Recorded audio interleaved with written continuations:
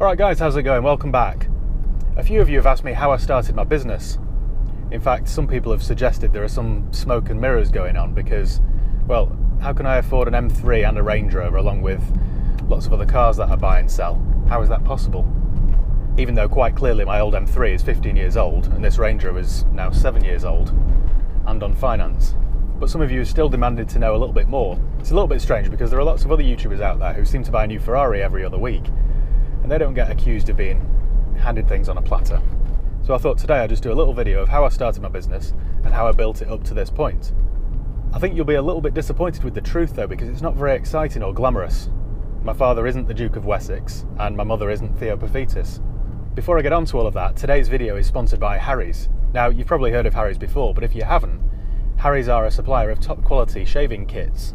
Now, although I have a beard most of the time, I do like to keep it trimmed and sharp looking because I think that nobody wants to buy a car from somebody who looks like Spider from Corrie. What annoys me about traditional razors is that they're expensive to buy. You have to queue up in a very busy, very warm shop served by some disinterested teenager who always seemingly forgets to remove the security tag. So when you try and walk out of the shop, the alarms go off and you end up getting patted down by a security guard. Then you get back to your car to discover you've got a parking ticket, and by the time you get home with your razor blades, you discover that they're wrapped in the most impenetrable of packaging. So it's just a completely unpleasant experience. As a result, it means I hardly ever replace my razor blades, so they're blunt mostly. This turns a quick morning shave into Guantanamo-style torture. Harry's founders, Andy and Jeff, quickly realised they weren't on their own, so rather than doing nothing about it and whinging like I've just done, they went and bought a razor blade factory in Germany. You know, as you do. So nowadays, because of their hard work, millions of men all over the globe benefit from their top quality shaving kits. Harry's kindly sent me this trial pack, so like Mel Gibson in What Women Want, I used it this morning and I'm really impressed. From opening the box, everything looks and feels high quality and upmarket. I like all this, it makes having a shave a much more pleasurable experience. The razor is weighted and has a nice textured rubber handle. The 5-blade razor is top quality, the shaving gel is very nice, and you also get this travel cover. It all makes for a very smooth shave. I didn't wince once. And it works out cheaper too because you can buy these razors from just £1.75 each. So if you sign up with harrys.com today, depending how often you shave, they'll just send you a replacement kit in the post. I mean, how easy is that?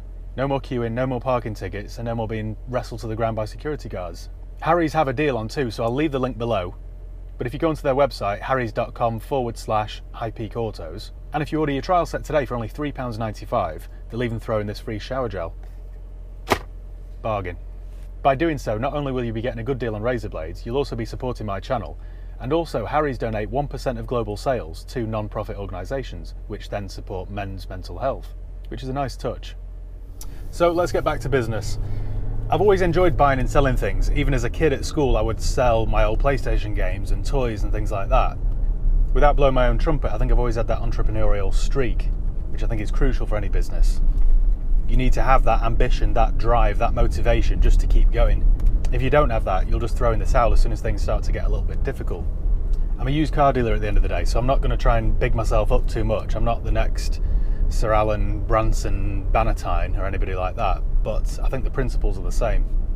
On top of me always being interested in business things, from watching shows like The Apprentice and stuff as a young kid, I was also a car addict. I grew up watching Top Gear, Fifth Gear, Rex to Riches, Wheeler Dealers, all those sort of shows on the Discovery Channel.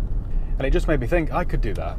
I could buy and sell cars, not so much for a business, but just to work my way up the ladder and finally own something half decent. That was always my plan.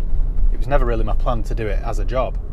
So that's what I did. I was living in Spain at the time, I was at college, I was working with my dad part-time, and I was buying and selling cars on the side from my driveway. So I was looking out for cheap cars, trying to smarten them up a little bit myself by painting the odd thing or cleaning this part or replacing parts or whatever, and then trying to earn a few €100 on the side. And it worked. I did it for a few years, made a few €100 profit on each one, made profit on most of them, and that's definitely the best way to start if you want to get into buying and selling cars. I just did it for a bit of pocket money really, just so I could get myself something decent, which is how by the time I was 20 I was in a 5-year-old V8 Discovery or X5 or whatever. Then I moved back to the UK and I was doing exactly the same thing here. I was buying things like first generation KAs. They'd always go rusty around the fuel filler door, so I was getting those resprayed. and then selling them and earning a few £100 per one, or buying old Corsa Cs and replacing door seals and wing mirrors and things like that. There's definitely a living to be earned out of pieces of scrap like that most people would just dismiss. Most parts for cheap things like that are 10 a penny on eBay or any local scrapyard, so they're a good way to start off. Alongside that, I always wanted to be an actor, so I was taking acting classes, I got an agent, I was going on auditions, but it was always buying and selling cheap cars that supported me while I was doing that, rather than just signing on like most other people do. Then I spent a big part of 2012 in Los Angeles at an acting school, which so far has been the best thing I've ever done. But even there, I was helping my mates source cars at the right sort of money in LA, from Craigslist and places like that. Because the fundamentals are the same regardless of what country you're in. Once you've learned and once you've got a good eye for a deal, that knowledge can be transported to any country or place.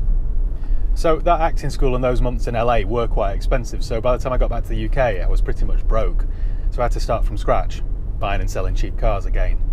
I was going on auditions, which were often in London, so I needed money to support myself, so I was just buying and selling cars. And that's always been the constant for me, car sales.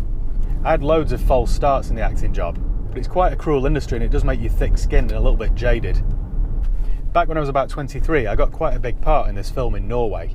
The day before I was due to leave to Norway to start filming, I got a call from my agent to say that she'd got me an audition on Emmerdale for quite a big role. It was a 2-year contract on a 6-figure salary, and it could have been the making of me. But because I'd committed to this job in Norway, which I was also excited about, I had to cancel on ITV. So I flew to Norway, and 2 days into production, I got a call again from my agent saying that they were adamant they wanted to see me. They had to get the role cast. They weren't happy with everybody that they'd seen so far. So could I get back for this audition? This was like my final chance. So I managed to get a very expensive last-minute flight. I spoke to the producers of the film in Norway, managed to move around the filming schedule a little bit. I managed to come back for 24 hours to make this audition. So I drove up to ITV Studios in my Range Rover, full of confidence, thinking, without trying to or without intentionally doing it, I played hard to get here and they still want to see me. So I thought, this job's mine, I've got this. Nobody wants to cast somebody who isn't in demand, and from their point of view, I'd cancelled on them once. So they must have thought that I was in demand, so I thought, this job's in the bag. The audition went really well, and that was that. Didn't think any more of it, and then flew back to Norway, finished the film, and then that was that. So I kept chasing my agent every single day. Have you heard anything? Have you heard anything? Have I got the job? And apparently they were whittling it down. I'd got down to the last 6 or something, and then never heard anything more. I found out I hadn't got the job when I was in a petrol station and saw one of those soap-style TV magazines, and it had the person who they'd recast for that job on the front cover. So that's it, without a sorry you've not got it, nothing like that. It's just quite a cruel industry. Then I got a job on this Nespresso advert with Penelope Cruz, which I was really excited about. So I went down to London for the audition, I went back for a recall, got the job, then they sent me back down to London again to be fitted out in some sort of whatever outfit they wanted me to wear. So I was really excited because TV adverts are really well paid. I think it was paying like 25 grand or something. It was a really well paid job. Plus I got this scene with Penelope Cruz. So I was really excited, got picked up by the production in a Mercedes limousine, driven through the gates of Shepperton Studios ready to film, and then that's when I was told that the director or producers or something had changed the scene slightly and cut me out of it. So my speaking role turned out to just be a silent part. So I still got paid the flat rate for the day, which was 600 quid or something, but lost the 25 grand and lost the opportunity to have a speaking part with Penelope Cruz. Now I could bore you to tears, I probably have already to be fair, with loads of stories like this because I've got loads of them. That probably bored you enough already, so we'll get back to car sales. So it was at that point, just buying and selling cars and going to auditions and things, that I thought, I need to take this more seriously now. I wasn't earning an awful lot from either job, so I thought I've got to do this on a bigger scale. I'm still registered with my same agent now and I still get calls from time to time. I go on auditions a few times a year, I suppose.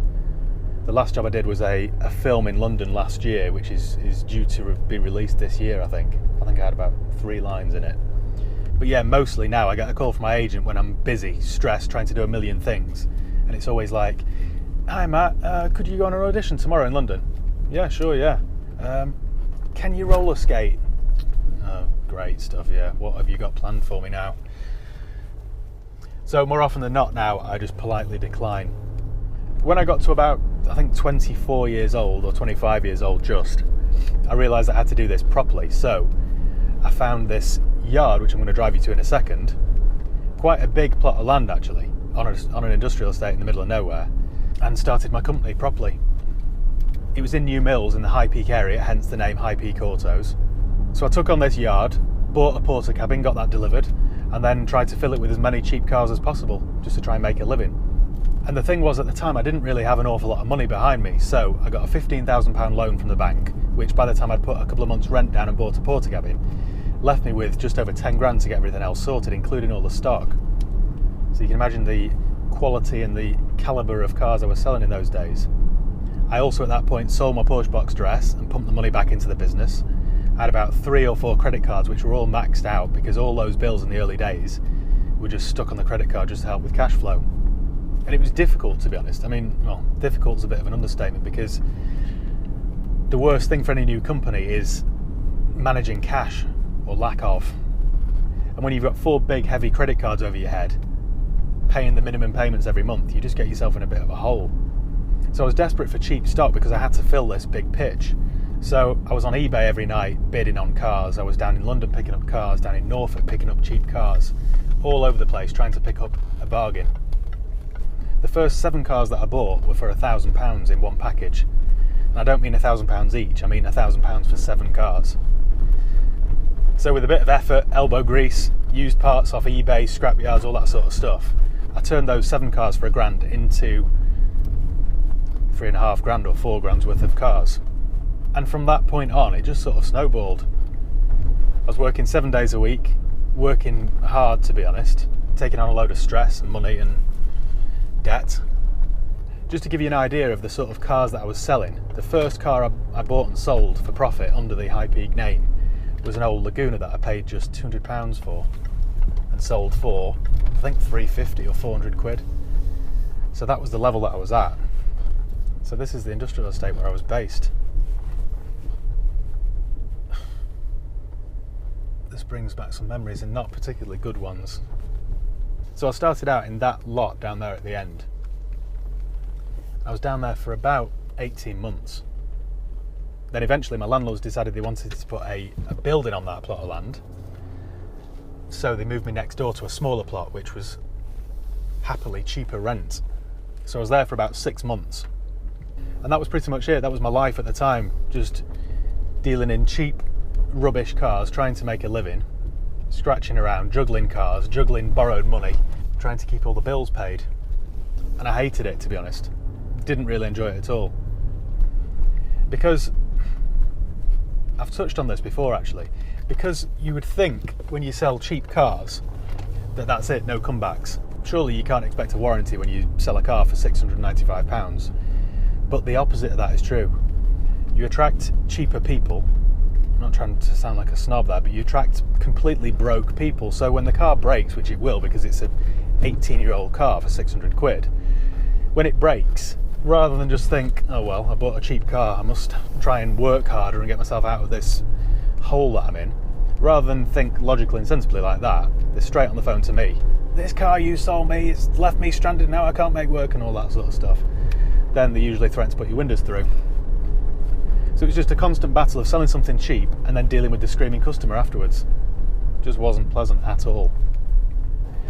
I got so fed up with it, eventually I went to Madrid to check out a flight school because I fancied becoming a commercial airline pilot and just changing my career completely. On reflection though, it's probably good that I didn't do that, because I think I was just attracted to the title and the uniform, to be honest, more than anything.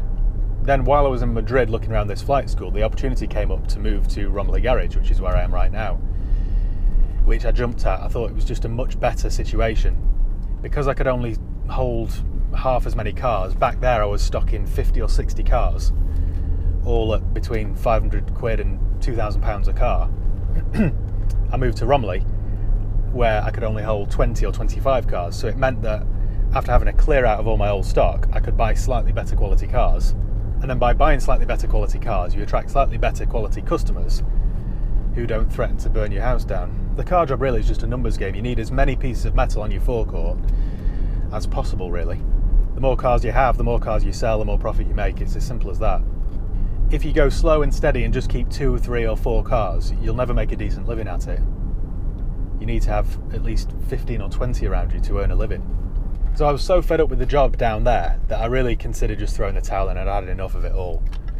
Then I decided I didn't want to be an airline pilot after all, so I loaded up the truck and moved to Romilly Hills, that is. So that is pretty much my story so far. No handouts, no inheritance, no trust fund. Just hard work, long hours, working 7 days a week, trying to better myself. That's why it annoys me slightly when some people just assume that I've been handed it on some sort of platter, like little Lord Fauntleroy. I suppose that's easier for some people to grasp than the truth of blood, sweat and tears. So thanks once again for watching. Make sure you give the video a thumbs up if you enjoyed it. Make sure you subscribe if you haven't done already. You can follow me on Facebook, Instagram, Twitter. I'll leave the link below. Do check out the Harry's link as well. And yeah, if you've got any comments or questions, let me know and I'll do my best to get back to you. So yeah, cheers guys. I'll see you next time.